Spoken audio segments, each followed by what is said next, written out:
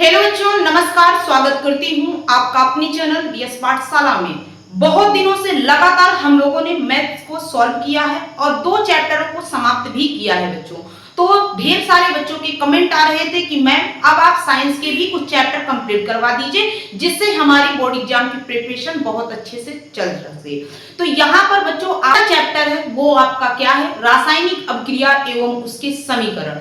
बच्चों लगातार आप लोगों के लिए मेहनत की जा रही है, तो जो भी बच्चे पहली बार मेरे वीडियो को देख रहे हैं तो वो चैनल को सब्सक्राइब कर लेंगे, साथ ही साथ बेल आइकन को भी प्रेस कर लेंगे, जिससे जो आने वाली वीडियो की नोटिफिकेशन है बच्चों सबसे पहले आप तक पहुंचे। तो इसके लिए आपको सब्सक्राइब करना है चैनल को और साथ ही साथ बेल आइकन को प्रेस करना है। यहाँ पर जब आप बढ़ेंगे तो पहला ही चैप्टर जो आपका रासायनिक अभिक्रिया एवं उसके समीकरण में है, पहला जो टॉपिक है वो आपका है रासायनिक अभिक्रिया यानी केमिकल रिएक्शन। तो क्या होती है केमिकल रिएक्शन बच्चों, आपको ध्यान से पढ़ना है, साथ ही साथ आपको पेन और कॉपी साथ में लेकर के चलना है। वीडियो को पॉज करके आप लोग नोट्स भी साथ में बनाते चलिएगा, ताकि आपकी एक बेहतरीन नोट्स तैयार हो और बोर्ड एग्जाम में आप बहुत ही अच्छे नंबर लेकर के आएंगे बच्चों। ठीक है, ये मेहनत सारी आपके लिए हो रही है, क्योंकि मेरा मोटिव बच्चों यहाँ पे लिखना नहीं है, आपको समझाना है। तो रासायनिक अभिक्रिया क्या होती है कि वह अभिक्रिया जिसमें एक या एक से अधिक पदार्थ परस्पर अभिक्रिया करके नए पदार्थों का निर्माण करते हैं, लेकिन क्या है जो निर्मित पदार्थ है उसके भौतिक व रासायनिक गुण जो है वो भिन्न भिन्न होते हैं। यही आपकी केमिकल रिएक्शन यानी रासायनिक अभिक्रिया कहलाती है। जैसे आप लोग मैग्नीशियम की क्रिया ऑक्सीजन से जब करवाएंगे तो बनेगा मैग्नीशियम ऑक्साइड। क्या बनेगा? Magnesium oxide. अगर आप मैग्नीशियम का फॉर्मूला जानते हैं तो क्या होता है बच्चों, साथ ही साथ आप करते जाइए Mg। ऑक्सीजन क्या होता है O2। यहां से जब रिएक्शन होगी तो MgO यानी मैग्नीशियम ऑक्साइड। अब आप बच्चों जब संतुलित रासायनिक अभिक्रिया करना सीखेंगे तो यहां पर मैं आगे ही क्यों थोड़ा सा साथ में बताते हुए चलेंगे, जिससे आपको सारी बातें क्लियर होती चलेंगी। ये बड़ी अच्छी बात कही आप। तो यहां पर जब आप संतुलित रासायनिक अभिक्रिया करेंगे, संतुलित जब समीकरण करेंगे तो बच्चों क्या होगा, यहां पर आप देख पा रहे हैं Mg के कितने अणु हैं? 1 है। चलिए देखते हैं यहां पर Mg के कितने अणु हैं? 1 है। ठीक है, मैग्नीशियम के अणु समान है, लेकिन यहां पे देखेंगे तो ऑक्सीजन के कितने अणु भाग ले रहे हैं? 2। यहां पर आप देखेंगे तो कितना है? 1। तो यहां पर आप क्या करेंगे, यहां से आपको 2 का मल्टीप्लाई कर देना है, और यहां पर आप देखेंगे तो मैग्नीशियम के भी अणु बढ़ जाएंगे, तो यहाँ पे भी आपको 2 का मल्टीप्लाई कर देना है, और ये जो रासायनिक समीकरण है वो आपका संतुलित हो जाएगा। बहुत ही आसान है बच्चों। आपको मैं एक बात हमेशा कहती हूँ कि मंजिल मिल ही जाएगी, भटक कर सही, गुमराह तो वो है जो घर से निकले ही नहीं। बच्चों जिन बच्चों ने ठान लिया है कि मुझे मैथ साइंस कभी नहीं आएगी, उनको जीवन में बच्चों कभी नहीं आएगी। अगर आएगी तो आपकी मेहनत को मैथ आएगी बच्चों, साइंस आएगी, क्योंकि बिना प्रैक्टिस के मैथ और साइंस बच्चों कभी भी समझ में नहीं आती है। इस बात को आप नोट कर लीजिए। चलिए, तो यहाँ पर क्या आपको केमिकल रिएक्शन यानी रासायनिक अभिक्रिया की डेफिनेशन समझ में आ गई? चलिए नोट कर लीजिए।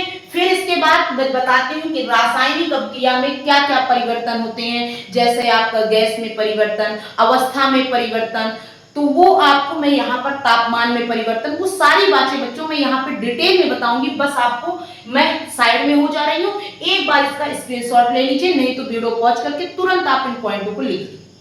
ठीक है, सुंदर से डेफिनेशन। चलिए बच्चों आते हैं और आगे बढ़ते हैं। तो यहाँ पर जो हेडिंग है रासायनिक अभिक्रिया की पहचान, यानी आप कैसे रासायनिक अभिक्रिया की पहचान करेंगे।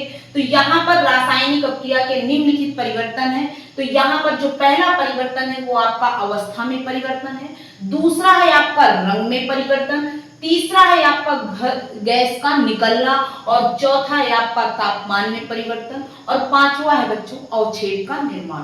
तो यहाँ पर ये चीजें हैं जो आपके रासायनिक अभिक्रिया में पहचान करा सकते हैं। तो यहाँ पर आप वीडियो में आगे बढ़े, टॉपिक को आगे बढ़ाएं, तो आपको सबसे पहले समझना है कि क्या होते हैं अभिकारक और क्या होते हैं आपके उत्पाद। तो जो बच्चों आपके अपक्रिया में भाग लेंगे वो आपके क्या कहलाएंगे, अभिकारक, और जो बनेंगे यानी अपक्रिया करने के बाद जो पदार्थ बनता है वो कहलाता है उत्पाद। आइए इसको लिख करके समझाते हैं। यहाँ पर समझते हैं कि क्या होते हैं आपके अपकारक, क्या होते हैं उत्पाद। यहाँ पर जो कह रहा है कि ऐसे पदार्थ जो अपक्रिया में भाग लेते हैं यानी हिस्सा लेते हैं क्या कहलाते हैं, अभिकारक। और कह रहा है कि ऐसे पदार्थ जिनका निर्माण रासायनिक अभिक्रिया के फलस्वरूप हो उसे क्या कहते हैं, उत्पाद। जैसे आप लोगों ने एक ही अभिक्रिया से पूरा चैप्टर समाप्त हो जाएगा बच्चों। जैसे आप यहाँ पे समझें कि आप लोगों ने मैग्नीशियम की जो रिएक्शन कराई थी, किससे कराई थी बच्चों, आपने ऑक्सीजन से। क्या बना था, MgO। क्या बना था, MgO। तो जो ये मैग्नीशियम और बच्चों जो आपके ऑक्सीजन है वो क्या कहलाएंगे, अभिकारक। क्या कहलाएंगे, अभिकारक। और बच्चों क्या बन रहा है, MgO, यानी जो आपका बन रहा है अभिक्रिया के फलस्वरूप जो आपका पदार्थ बन रहा है वो क्या कहलाता है, उत्पाद। तो क्या आपको समझ में आ गया कि क्या होते हैं अभिकारक, क्या होते हैं उत्पाद। चलिए फटाफट इसको नोट कर लीजिए। तो आप लोगों ने रासायनिक अभिक्रिया को समझ लिया था। अब आते हैं रासायनिक समीकरण क्या होता है यानी केमिकल इक्वेशन क्या होता है। तो कह रहा है कि किसी रासायनिक अभिक्रिया में उसमें भाग लेने वाले पदार्थों को सूत्रों के माध्यम से प्रदर्शित करना क्या कहलाता है, रासायनिक समीकरण। जैसे बच्चों आप लोगों ने रिएक्शन करवाई थी पहले ही, किसमें, रासायनिक अभिक्रिया में। किसकी रिएक्शन करवाई थी, मैग्नीशियम की रिएक्शन करवाई थी ऑक्सीजन के साथ।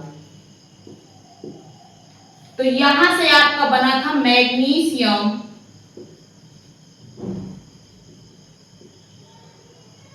ऑक्साइड। क्या बना था बच्चों, मैग्नीशियम ऑक्साइड। तो मैग्नीशियम का जो फॉर्मूला होता है वो होता है Mg प्लस ऑक्सीजन का क्या होता है, तो O2। क्या होता है, O2। जब ये रिएक्शन करके बनेगा तो क्या बनेगा, MgO। तो ये आपका क्या कहलाएगा, रासायनिक समीकरण। क्या कहलाएगा, रासायनिक समीकरण।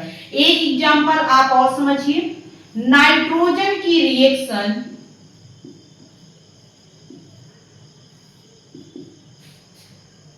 किसके साथ, हाइड्रोजन।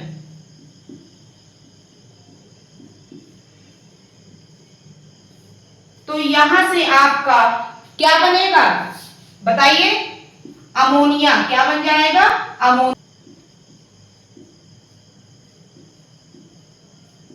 ठीक है, फॉर्मूला क्या होता है, नाइट्रोजन यानी N2 और हाइड्रोजन यानी H2 रिएक्शन करा के क्या बनेगा, NH3। अब ये रासायनिक अभिक्रिया अभी बैलेंस नहीं है बच्चों, ये आपका रासायनिक जो आपका अभिक्रिया है उसको सूत्रों के रूप में प्रदर्शित करना ही क्या कहलाता है, आपका रासायनिक समीकरण। और मैंने आपका क्या है, जब आपके जो अभिकारक हैं यानी जो रिएक्टेंट है बच्चों, जो आपकी अभिक्रिया में भाग ले रहे हैं और जो उत्पाद बन रहा है यानी प्रोडक्ट जो बन रहा है, जो अभिक्रिया बन के जो पदार्थ बन रहा है, अभिक्रिया के बाद जो पदार्थ बन रहा है वो कहलाता है उत्पाद यानी प्रोडक्ट। ठीक है, ये चीज मैंने आपको बता रखी है पहले से कि क्या होते हैं अभिकारक यानी रिएक्टेंट, क्या होते हैं उत्पाद यानी आपके प्रोडक्ट। ठीक है, तो यहां तक आपको समझ में आ गया कि रासायनिक समीकरण किसे कहते हैं। आशा करते हैं बच्चों ये आपको समझ में आया होगा। अगला जो पार्ट है वहां से हम स्टार्ट करेंगे कि कैसे आप रासायनिक समीकरण को संतुलित करेंगे। जैसे आपका ये रासायनिक समीकरण अभी बैलेंस नहीं है, यहाँ पर आप देखेंगे तो नाइट्रोजन के कितने अणु हैं, 2, लेकिन यहाँ पे तो एक ही है।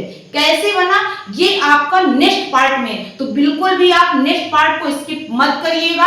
नेक्स्ट पार्ट आपका जल्द ही आएगा।